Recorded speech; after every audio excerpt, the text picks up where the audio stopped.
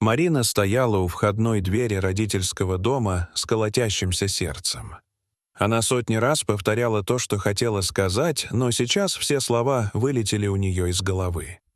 Ее отец, Джон, и мать Клара сначала тепло поприветствовали ее, пока Ричард не шагнул вперед. Он был одет в поношенные джинсы, а его волосы выглядели так, словно их неделями не расчесывали. Он вежливо улыбнулся и протянул руку для рукопожатия. Ни один из родителей не пожал ее. Ошеломленная Марина попыталась не обращать внимания на их взгляды и провела Ричарда внутрь, надеясь, что они хотя бы дадут ему шанс. С самого начала Марина скрыла одну важную деталь. Ричард был бездомным. Они познакомились почти год назад, когда она заметила, что он читает потрепанную библиотечную книгу на скамейке в парке. Заинтригованная его мягким поведением, она завязала разговор. Со временем она узнала его историю. После увольнения он потерял квартиру и переезжал из одного приюта в другой. Несмотря на трудности, он оставался добрым и умным, чем покорил сердце Марины. И все же она боялась, что родители могут осудить его, и интуиция не подвела ее. За ужином ее родители в резких и официальных выражениях спросили Ричарда о его работе и жилищных условиях. Ричард объяснил, что у него были перерывы в работе, и он жил там, где мог, пытаясь смягчить неприятную правду. Глаза Джона и Клары сузились. После той ночи телефонные звонки Марине стали более настойчивыми и сердитыми. В одном из звонков ее мать прошипела, что он недостаточно хорош для нее. Марина пыталась защитить Ричарда, но они отказались слушать дальше. Прошли месяцы. Марина цеплялась за Ричарда, несмотря на то, что ее родители настаивали на разрыве отношений. Он оставался терпеливым и никогда не срывался на их жестокие слова. В конце концов, в почтовый ящик Джона и Клары пришло приглашение. Марина и Ричард собирались пожениться. Они решили, что пришло время положить этому конец. На предсвадебной вечеринке Клара пригрозила дочери, что отречется от нее, если она выйдет замуж за бездомного. Джон кивнул в знак согласия. Убитая горем, но полная решимости, Марина поддержала Ричарда. В день свадьбы Джон и Клара приехали полные негодования. Церемония проходила в роскошном поместье, что их озадачило. Как бездомный мог позволить себе такое место? Наверняка Марина истратила все свои сбережения, подумали родители. Возле сада они заметили свою дочь в свадебном платье, сияющую, несмотря на напряжение. Ричард был одет в ту же рваную одежду, в которой они всегда его видели, как будто он не собирался жениться. Джон, дрожащим от гнева голосом, выдвинул последнее требование. «Если ты выйдешь за него замуж, то больше никогда нас не увидишь». Марина только вздохнула. Они с Ричардом ожидали этого ультиматума.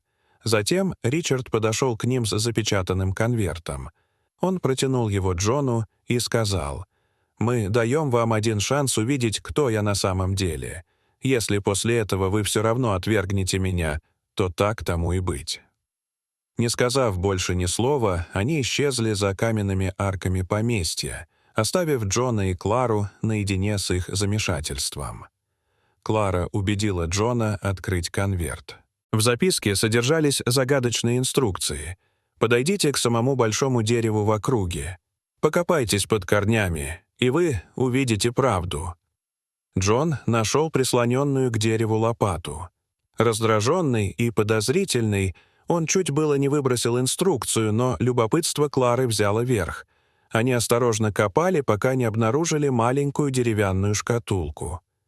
Внутри лежала фотография, на которой Марина и Ричард улыбались в скромном ресторанчике, а также конверт, набитый деньгами, тысячами долларов, хрустящими купюрами. У них отвисла челюсть. Откуда взялись эти деньги? Джон заметил записку, написанную от руки на последней купюре. «Идите в хозяйскую спальню, чтобы получить окончательные ответы». Сбитые с толку, они поспешили внутрь особняка. Пройдя по коридорам, они нашли хозяйскую спальню. На кровати лежала еще одна фотография в рамке. На ней были изображены незнакомый мужчина, женщина и маленький мальчик, одетые официально. За рамкой было приклеено сложенное письмо. Клара прочитала письмо вслух. В нем подробно рассказывалось о прошлом Ричарда. Он вырос в богатой семье, которая оказывала на него невероятное давление, отличные оценки, образование и будущее высокопоставленного руководителя. Какими бы ни были его достижения, родители критиковали его. Напряжение росло, пока Ричард, устав от удушающих требований, не ушел из дома.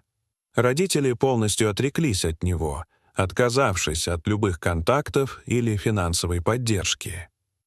Он оказался бездомным, без какой-либо защиты или поддержки. Со временем он научился выживать на улицах, полагаясь на приюты и случайную доброту незнакомцев. Он поклялся никогда больше не позволять деньгам или предрассудкам управлять его отношениями.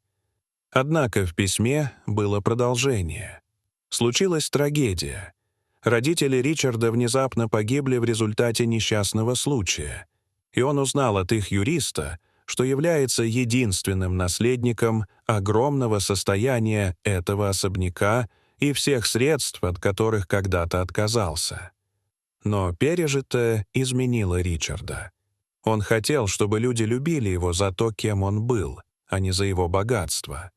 Вот почему он продолжал жить почти как бездомный, наблюдая за тем, кто относился к нему как к человеку, а кто отвергал его.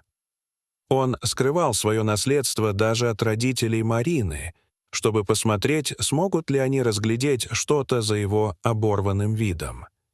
Затем пришло глубокое осознание. Хотя Джон и Клара вели себя жестоко, он понимал, что они хотели защитить свою дочь.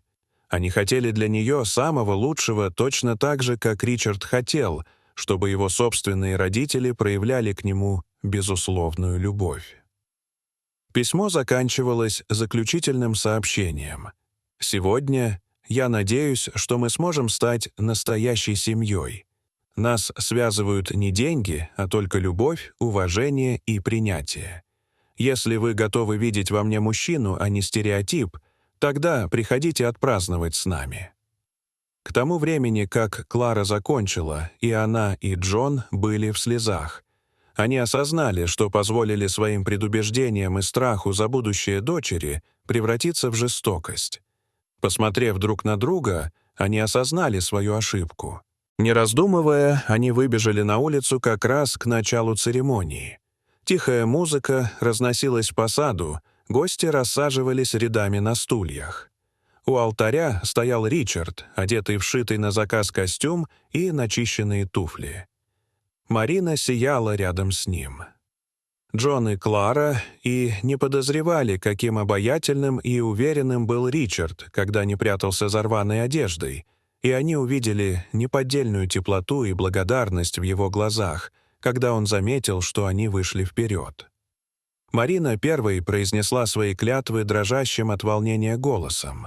Она рассказала о том дне, когда встретила Ричарда, о том, что у него не было ничего, кроме доброты, и что эта доброта принесла ей больше радости, чем она когда-либо считала возможным.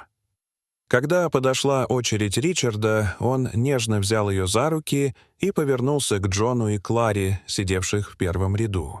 «Я должен вам обоим кое-что объяснить, хотя, думаю, в моих письмах было много общего. Я хотел быть уверен, что любое ваше признание было искренним и не было связано с богатством. В конце концов, я жил по другую сторону, где деньги затмевали любовь. Я искренне надеялся, что мы сможем двигаться вперед, как семья». Он глубоко вздохнул. «Джон, Клара, мне так жаль, что я обманул вас относительно своих обстоятельств, но, думаю, теперь вы поняли, что главное — это сердце, а не банковский счет. Я ничего так не хочу, как заботиться о Марине. Я надеюсь, что вы сможете простить меня за то, что я позволил вам поверить, что у меня не было ни гроша.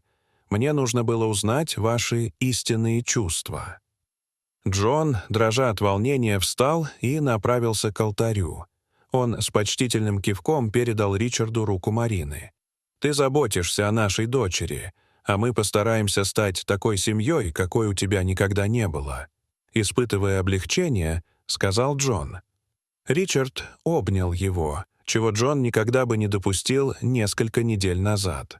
Клара вытерла слезы, улыбаясь сквозь пелену сожаления и вновь обретенного признания. Церемония завершилась в атмосфере искренней радости. Никого не волновало, что Ричард когда-то был бездомным, а теперь стал богатым. Они радовались, потому что двое влюбленных людей наконец-то нашли поддержку в семье, которая была для них дороже всего на свете. Дорогие зрители, что вы думаете об этой истории? Расскажите, пожалуйста, в комментариях. А если вам понравилось это видео, то ставьте лайк и подписывайтесь на наш канал. До свидания.